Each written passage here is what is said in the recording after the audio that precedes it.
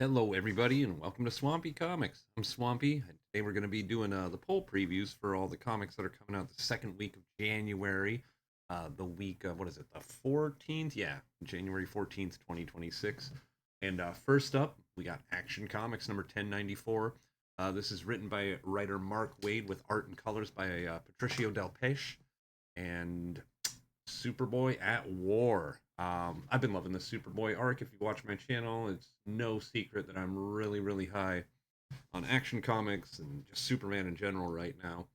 And I love this more modern, fresh, kind of refreshing of Superboy's early days or Clark's early days as Superboy, pre-Superman. And I'm really excited to see, because unless you're reading The Dark Knight Returns, Clark ain't no government stooge. So it's kind of weird to see Superboy going out and doing missions for the government. We'll see how that falls apart, I'm sure, pretty quick. I'm wondering if we're going to get more arcs of this war thing.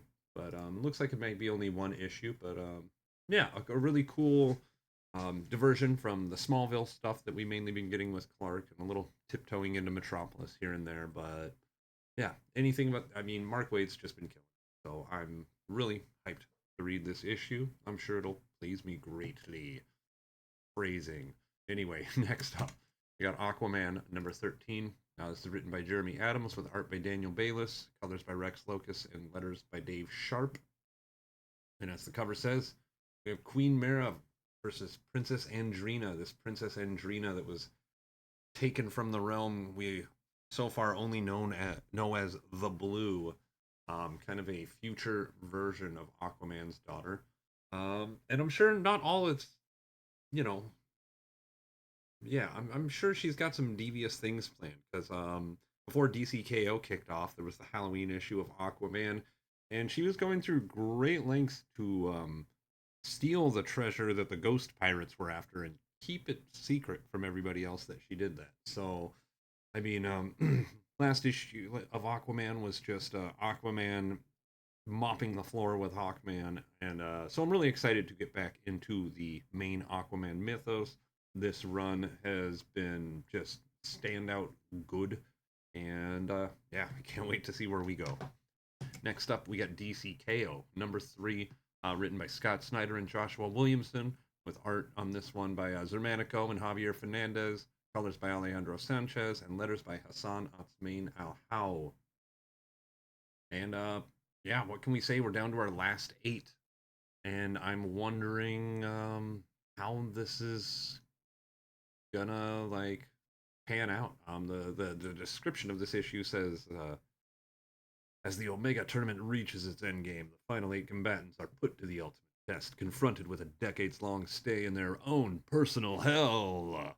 So, kind of the total opposite of what is going on in the last issue of DCKO Night Fighter, what will be going on in the next issue. But sure to be pretty cool. I can't wait to see what everybody's personal hell is. I'm sure for Guy Gardner, it's just going to be the comment section of most posts about him. But yeah, DCKO's kicked so much ass. It is the right kind tone and right kind of silly that I just absolutely like in an event that isn't trying to be earth-shatteringly deep and serious. We're just getting so much out of this.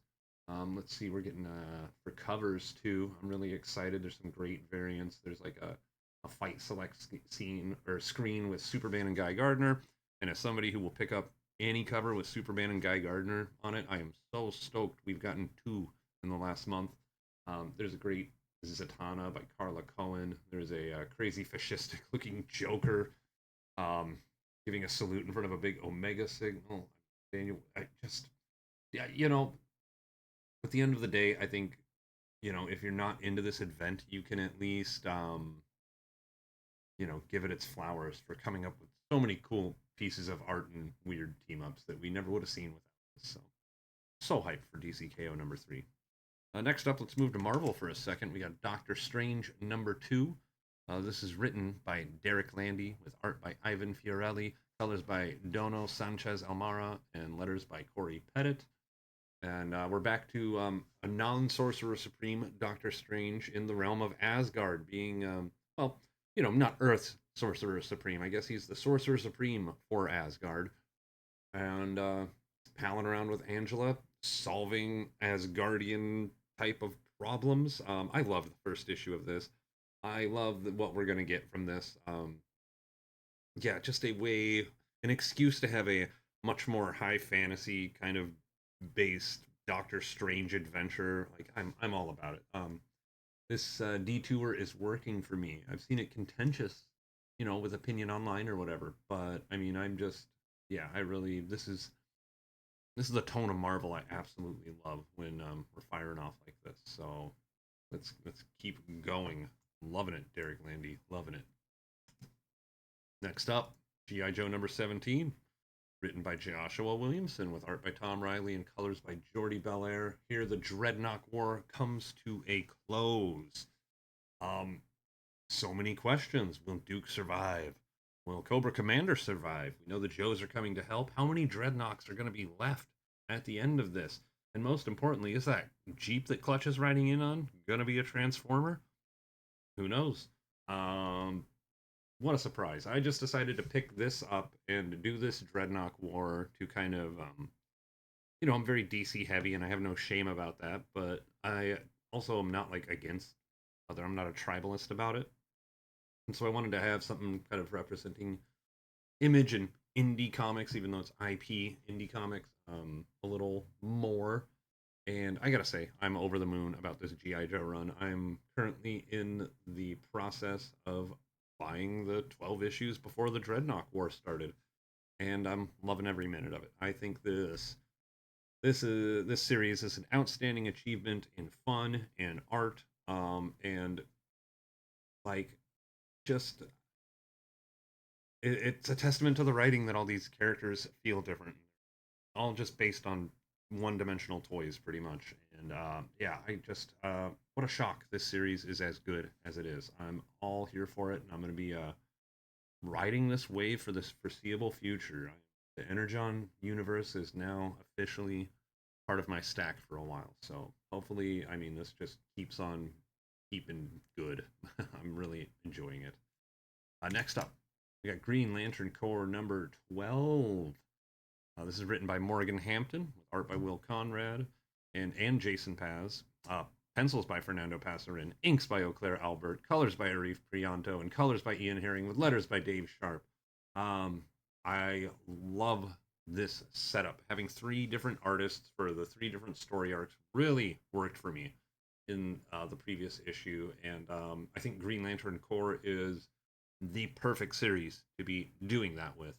I am a fan of that in general. Like just recently, I'm rereading Joshua Williamson's Superman run, and early on in the Chained storyline, in the last issue where they're fighting the Chained, it switches uh, artists right when the helmet gets put back on the Chained, and yeah, I really like when we go that extra mile, and we get a lot of cool artistic depth out of these characters that we might not be getting if it was just one artist all the time, because these these artists, they have to, hit their turn in dates, and keep their schedules good, and it's got to be pretty difficult, especially with a varied book like the Green Lantern Corps book, where in this era we are showcasing so many characters on the forefront.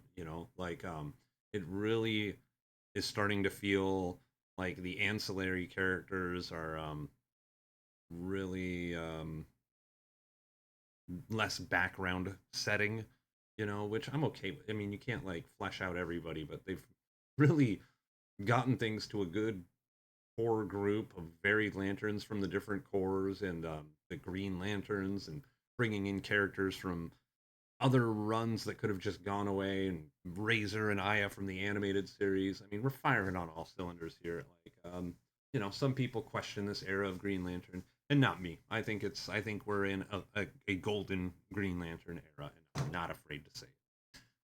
But yeah, super stoked. Always excited to read Green Lantern Corps. Another book I'm always excited to read is our next book, Supergirl, number 9. We're getting our New Year's issue and Sophie Campbell's holiday run that we've been doing the past few months. And of course, this issue is written by Sophie Campbell with art by Joe Quinones, and then letters by Becca Carey. Um, yeah, I really do enjoy when Sophie writes and draws, but that's got to be a lot of work for one person. And let's see, since just the last issue, we've kind of been mixing up artists, and whatever gives Sophie some breathing room to keep on writing this excellent series, I'm all about. But I hope she comes back soon because I just love that art. We got a wonderful cover here, just a bold, iconic portrait of Supergirl, drawn by Sophie Campbell. That ah just signifies everything that I'm into with this series. The boldness, the heroic attitude, the prettiness. Just yeah, yeah, loving Supergirl right now. So hyped to read this.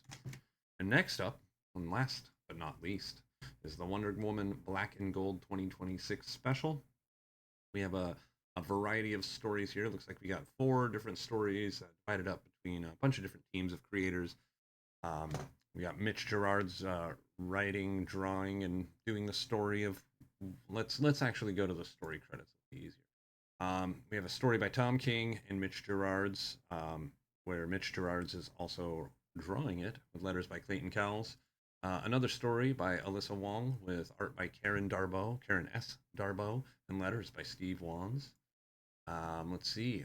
Oh, The Truth Unreal, another story by Steve Orlando, which is cool. I really liked his work on Vision and the Scarlet Witch recently.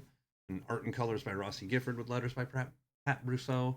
And our final story is going to be written by Jordi Belair. Oh, somebody who I'm more familiar with as a colorist and a colorist I really like. Um, but with art by Paulina. Sorry, Paulina. Let me give this a real shot. Paulina Ganesho. Haha.